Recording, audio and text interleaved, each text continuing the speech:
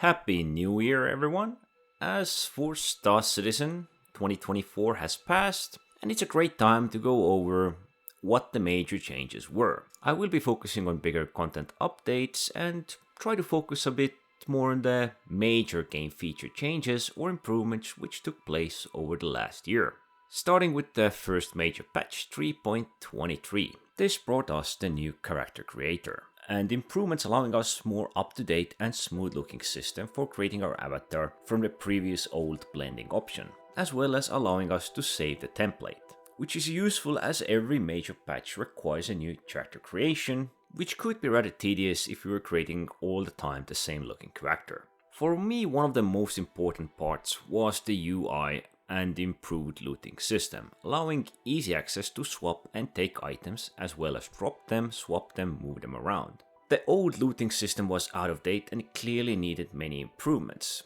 This looting system also added the bank kiosks to many locations, but I believe they remained mostly inactive until 3.24. While we also got additional changes like reloading your weapon straight from the backpack if you had no ammo equipped to your gear, plus the crosshairs for certain helmets giving us better understanding where the weapon is pointing towards.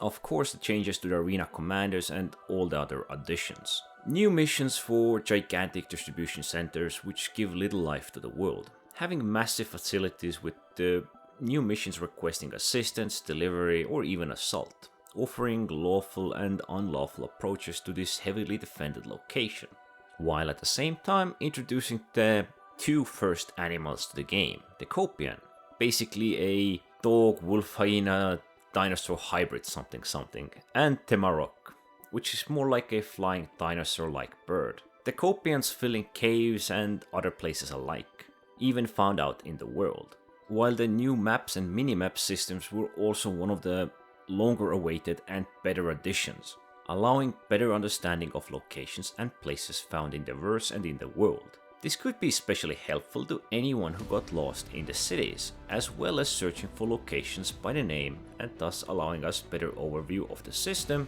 without the direct need to know which station is where, and thus often making life a bit easier. One of the most controversial changes was the Master Mode, which divided flight into navigation and the standard control mode. Alongside all of this, there were many changes to combat and weapon balances for the ships. Most commonly, players took issue with the combat and flight changes, as many liked the older flight model, while others preferred the new. Many of course stated this change should have been different and were utterly disappointed. Most of the changes happening to flight dethroned the light fighters, thus making them a bit harder to play, while it also brought down the speed of combat, making it unpleasant for everyone who had a fast ship, and thus it somewhat succeeded in removing jousting, but it did bring the combat speed down to the level where light fighters were just very slightly faster than medium-sized ships. Also improvements and changes to the arena commanders and balances there. For 3.23 there were many other minor changes and improvements to make the game better, like replication layer updates or ship AI combat changes for their behaviors.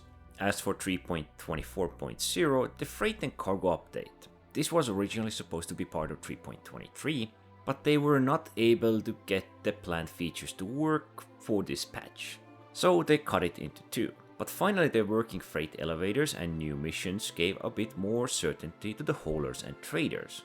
These came with the personal hangars and freight elevators, allowing access to your storage or its use in the missions, thus reducing players' own risk in these roles. Storage access kiosks were finally accessible and allowed easy inventory access. This was the new form of local inventory, which could now be accessed only from certain locations, as previously you needed to be near the city or station and could access everything from basically everywhere near that area. But with the new inventory system, we now need to use these bank dispenser kiosks. And with the Team of Freight, the blockade running dynamic event, which were new and required us the use of new freight elevators to deliver the goods to the stations under siege, offering a mix of transport and ship combat. Many of the sub-patches for 3.24 added server and game improvements covering the trade, UI features, server improvements and more. The 3.24.2 brought the whole new UI to all ships, all the displays and everything we find when we fly our ships. while also offering unique UIs for ships belonging to specific manufacturers. At the moment, I believe there are 5 different types of displays. One of them is general, while 4 are unique to the ships created by those producers. And at the end of 2024, we got the 4.0 preview, allowing us to experience Pyro in all of its beauty. It was and still is common to experience Star Citizen with many server or gameplay issues now and throughout the year. But we could observe clear changes taking place which were intended to improve player experience. It still does seem like a long way off from being fully finished, yet every minor improvement is welcome and is just a step towards the final product. Anyway, don't forget to like, subscribe, and thanks for watching.